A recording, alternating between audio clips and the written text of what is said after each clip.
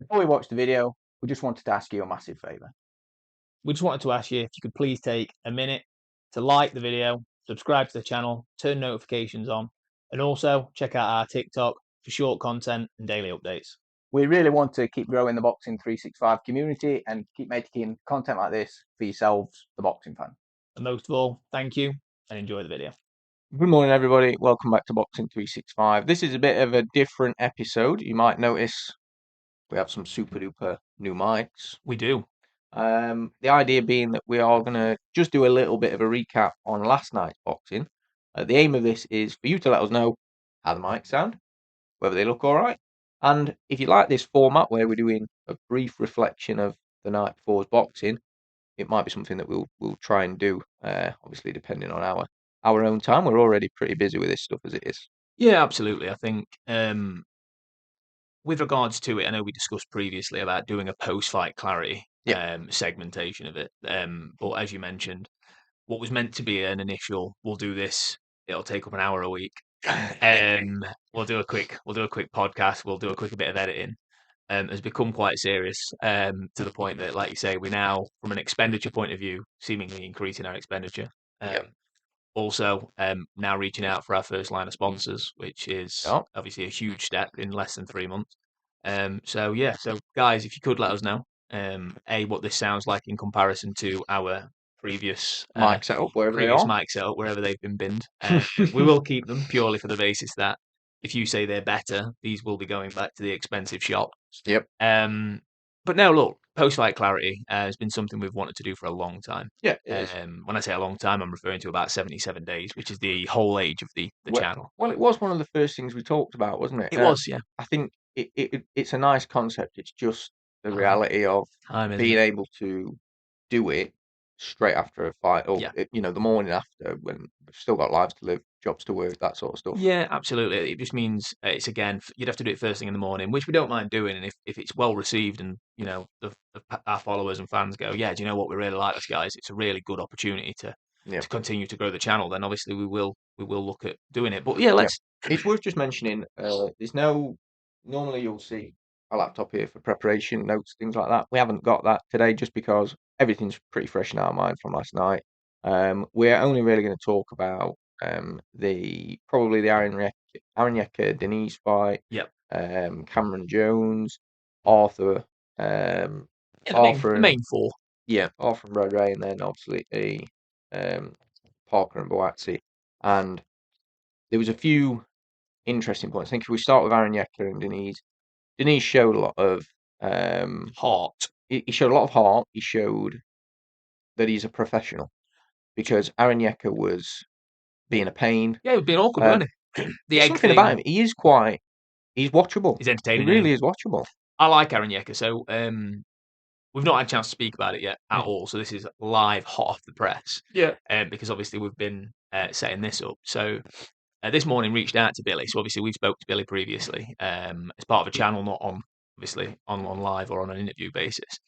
And I reached out to him just to say, look, good result. I was very open. I said, I'll be honest, I expected you to have a tough night at work. And I said, potentially this could have been an upset for you. And he asked me for my opinion, or our opinion, obviously on behalf of the channel. I respectively answered. And I said, I think from a composure point of view, you look really good. You kept your composure. Aaron Yecker was difficult for the first 2 rounds. And then Denise sort of finally started to put his shots together. I did explain to him, and we touched on it last night.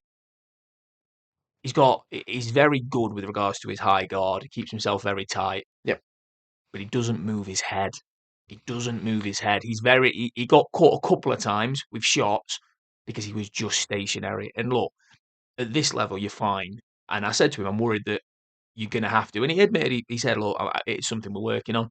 And then the other thing I said that I'd like to have seen is there was a lot of occasions where he had his guard up nice and high and he was taking shots on the hands and on the arms and not throwing back. Yeah. If you're going to fight that style, you've got to go down that counter-punching route. And to be fair, he did say it's something him and Joe Gallagher have been working on. But I like it. I just on the back, good win for him. It was great, best win of his career so far. Yeah. I just worry that he is clearly learning still. I just don't want him, and this is odd for me. It's probably going to shock you, but I just don't want us to rush him. He's young enough, fresh enough that we don't need to go right. Aaron Yek, okay, right. Who we got? Like, Yeah, slow it yeah. down. But he did mention a little bit of an exclusive that he might be taking a little adventure down to super middleweight. Oh wow, okay. So, but yeah, good fight, very Yeah, good it was fight, and good. good win, good Good win. result. I think next one is Cameron Jones. Now, Hmm. I said when we were watching this, I wasn't influenced by what was being said, and I'm not saying that Troy Jones didn't fight well. Yep. Um, but for me, it was either dead even Yep. or Liam Cameron pinched it by a round. Yeah. And so when I heard the result, I thought, fair enough. And I know you said it could have been dead even, Yep. Cameron pinches it, or Troy Jones pinches it. And I know the commentary saw it totally different, Yeah, they which did. Yeah. but Which that's quite common when we yeah, watch a fight. To be fair, we yeah, do it's find that. interesting in boxing. It's one of the reasons we do this. Yeah, absolutely. And I think I'm buzzing for Liam Cameron. You could see what it meant to him. Oh, he was so happy. Yeah. It was great. But Troy Jones,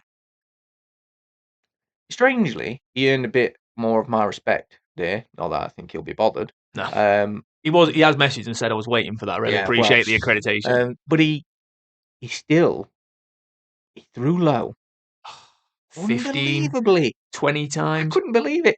And he was using his forearms, and he was pushing with his elbows, and he was using his shoulders. Do you know what really annoyed me? So, as you'll know, again, I'm a big admirer of Adam Smith, right? I think he's a Mm. phenomenal commentator. Oh yeah, But he's done this a few times recently, where for whatever reason he's taken a liking to a fighter, and we've all done it, right? We've all got yeah, recency bias. We're human beings, right? But it was like he was just turning a blind eye to the fact that Liam Cameron was getting hit low. He was getting elbowed here, there, and everywhere. And Adam Smith was going, "You can really start to see Liam Cameron's age." And I'm like, me, I'd look. I mean, I'm not much younger than Liam, but I you're gonna look old if you're getting hammered every time in groin guards. And do you know what? yeah. Fair play to him though, because he didn't complain. He just got on with it, and he drew himself out a really good result. He did. Because he could have lost that, and he got the rub of the green. And we said, you know what? And not the rub of the green in regards it was a robbery, obviously, No, but it no. was the rub of the green that It that was could have tight. gone. It could have gone very, very. It could have gone either way. It could have been a draw, and he got the win. And Yeah, do you know what? Happy as Larry for him, and I yeah, really absolutely. want to see him in another decent fight. I don't want him to match him hard. Let him get some momentum because he's never had that as part of his career. Mm. Couple of fights. Let's see what he can do. Yeah, yeah, absolutely. So yeah, we weren't upset with that one. Arthur and Brad Ray was a brilliant fight. Do you know what? The whole card, apart from the Arthur's a great Buatsi man. Parker fight, wasn't brilliant, but we'll come to that for a couple of reasons. But Arthur Ray, That the was a knockdown. brilliant Do you fight. know what? Like I thought it's gonna be one of them where Lyndon Arthur just doesn't turn up again. And honestly, I mean, you complimented it, and I've said it when we spoke about him. He has the best jab in British boxing. I love the way he flicks it out from his waist. It was incredible. And you know those first 2 rounds, maybe Yep, 3 rounds, yep, you could see the toll it was taking straight away. The left straight up, jab straight up, and then yep, following up with his right hand, yep. and he was not missing. It was here Every single every single time. time.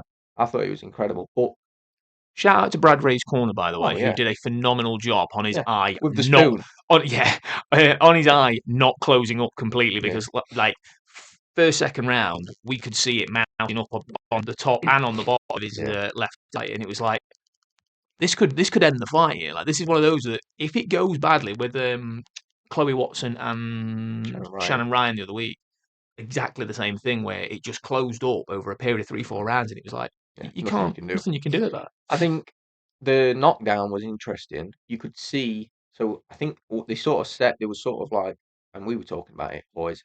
Is he getting carried away? Is he forgetting himself? I don't think he was. He brought his glove back, but he was actually sort of like stepping back, and as he did, he brought his arm back too far. And It got was caught. just too far, and it was just caught him. And I thought, oh, that's a shame. But what a recovery! It's easy, I think, for people to go and make that judgment when it comes to getting hit with a big shot. We've seen it with Lee Wood against Maurizio Lara, the first one, Yeah, and everyone went, just let himself down, didn't he?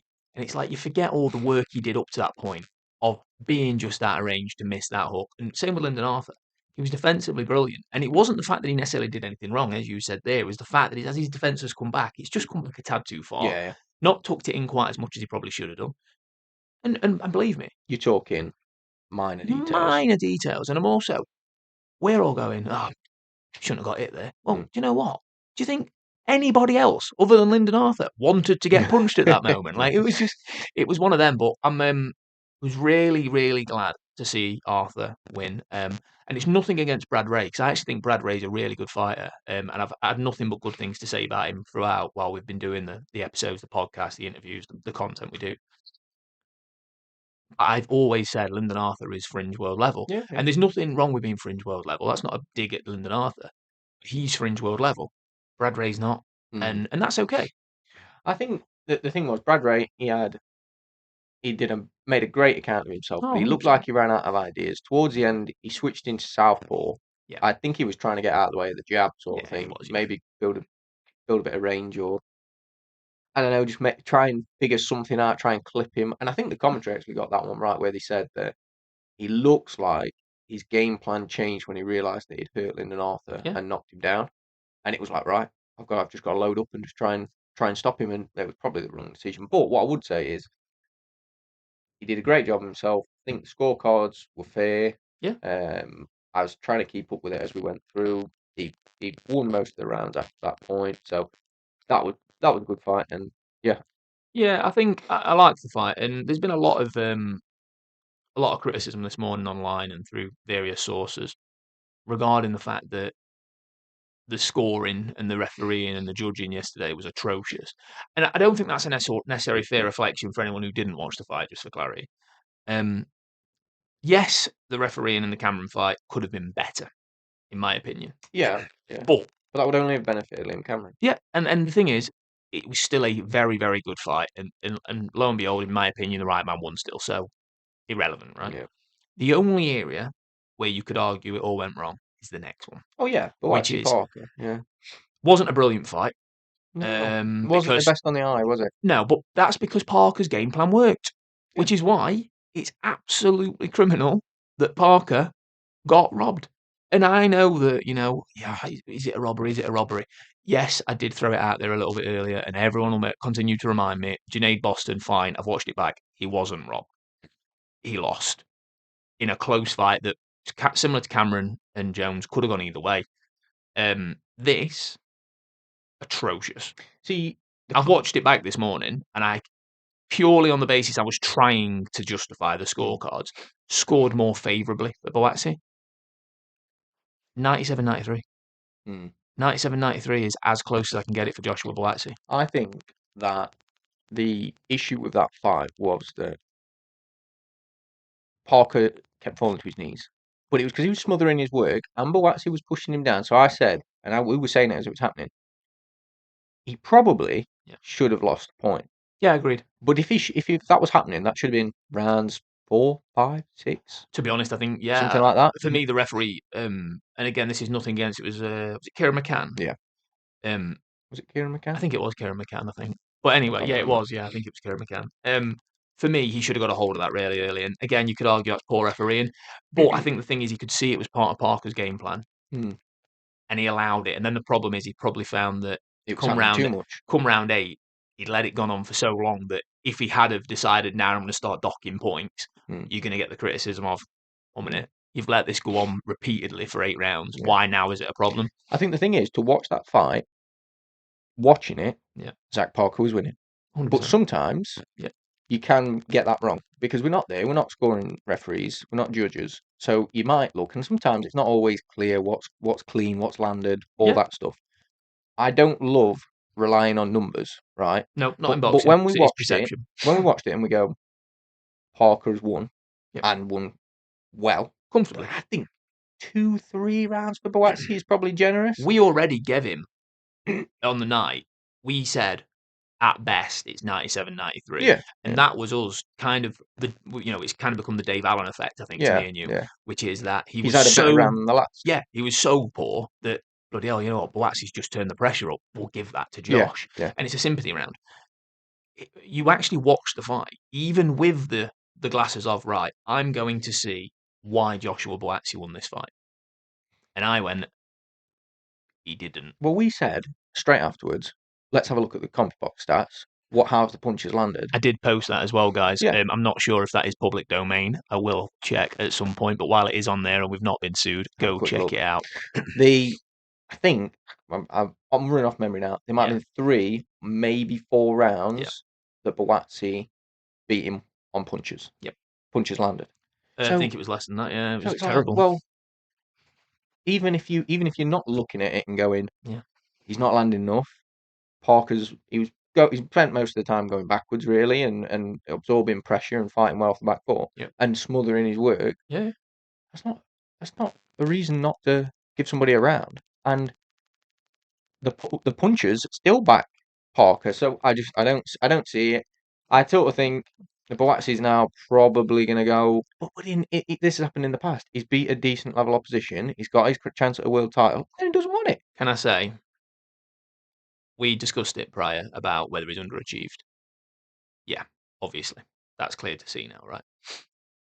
But I made a decision last night and thought about it this morning. And unfortunately, whether people hate me for this or not, because it's harsh and I'm not a boxing coach. And no, you're right, I'm not. I'm allowed my opinion. Yeah. Joshua Buatsi is not world class. Joshua Buatsi is not world level. Joshua Buatsi, and again, there's no shame in it, but considering his pedigree that came through, Joshua Buatsi is domestic, possibly European, and that's okay.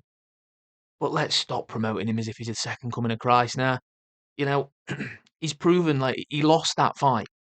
Zach Parker's not a world class fighter, and Zach Parker will admit that. Yeah, so I think that's the thing. I just think for me, we draw that line now of going, look, let's match him hard then, right? Because the realism of it is it's the yard fight. That's the fight that's coming next. Win or lose, the yard fight's next. And I like that fight. I do like that fight, and I've always liked that fight. But that fight is next. If Yard beats Benavidez and wins the title, Buatsi is far enough up the list that he'll qualify for that voluntary defence, which is criminal if he gets a WBC world title shot. Yeah. But Yard's got to stop, obviously beat Benavidez. Yep. Or if Yard loses, that fight gets made, which I still think is criminal because Yard is world level. Buatsi's not. I know people might argue with that because he's been in world title fights, and his 3rd world title fight? 3rd world title. He's lost to Kovalev and he lost to Beterbiev. Yeah. So could have beat both of them, unfortunately. But this is the thing. So is he? People might argue he isn't world level, but he is because he's good enough to fight those people, and he's just not good enough to beat them. Yeah, but he's better than everybody else. Yeah, which is world level, which is what world level means. So yeah, look, I think we've probably said plenty. I'd be interested to see what you, the viewers, think. Agreed. So please get in the comments. Let us know what you think about the results. Let us know what you think about the new setup as well, please. How the mics look, how we sound, if there's any issues. Am I too far or too close to the mic? I have found myself moving quite a lot throughout this, just to kind of go. Can you hear me when Tom talks? Can you hear Tom when I talk? All that sort of stuff. We will continue to improve. Thank you, as always, for your support. Yep. If there is anybody that is interested in sponsoring the podcast, it is exceptionally good value. Reach out. We will happily send you over the PDF documents. Other than that, thank you. Enjoy your Sunday. Yep. And we will try and get this released in the next couple of hours. Perfect. Thank you, everybody. Thanks, guys. See you later.